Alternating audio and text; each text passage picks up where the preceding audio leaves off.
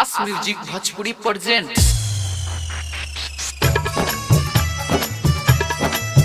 भूलताई न हमारे यार किसना ये पगली के प्यार पगली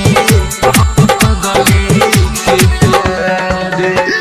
महाकाली रिकॉर्डिंग स्टूडियो मलाहिटुर बाजार डीजे हरिओम बसंतपुर।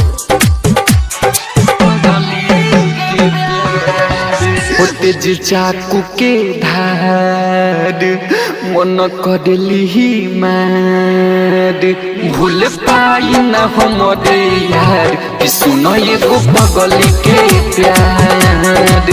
भूल पाई न हमारे यार कि सुनो ये गो पगली के प्यार। हो दिन वो में ना देखिले वो के तोरा तो जो सला के अन्हार। दिन वो में ना देखिले वो के तोरा तो जो सला के अन्हार। भूल पाई न हमारे यार कि सुनो ये गो पगली के प्यार। भूल पाई न हमारे यार कि सुनो ये गो पगली के प्यार।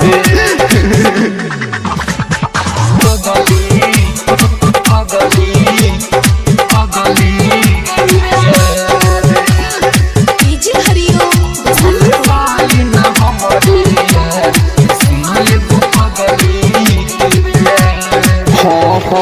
वादा के बड़का धागा हमारा साथे उ त कैलस छोने में हमके भुला के दोसरा के अपनैलस। दिल दिया सुन बड़का उ गम बोल कैसे भाई जी हो हम खाना पीना न भावत हमके लागत सब कुछ बेकार।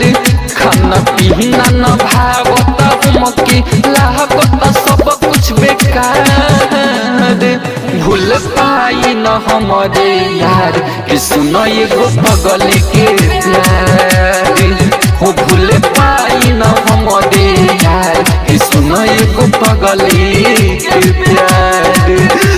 महाकाली रिकॉर्डिंग स्टूडियो मलाहिटुर बाजार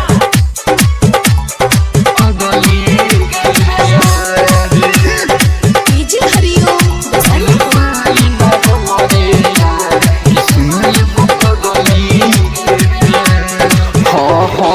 असना गाई न सदमा गइल बाबे पागलाई जब से मौका पर धोखा दिल बियाऊ हटा जाई। आंसू प्रेमी के सुन दिल अंदर बसल रहे ओ कहे धर्मेंद्र राम सहदन सुन ना रे भाई भइल बाला चार। ओ रूपेश महेश सुन ना रे भाई भइल बाला चबदा। भूल पाई न हमारे यार कि सुनो ये गो पगली के प्यार। हो भूल पाई न हमारे यार कि सुनो ये गो पगली के प्यार।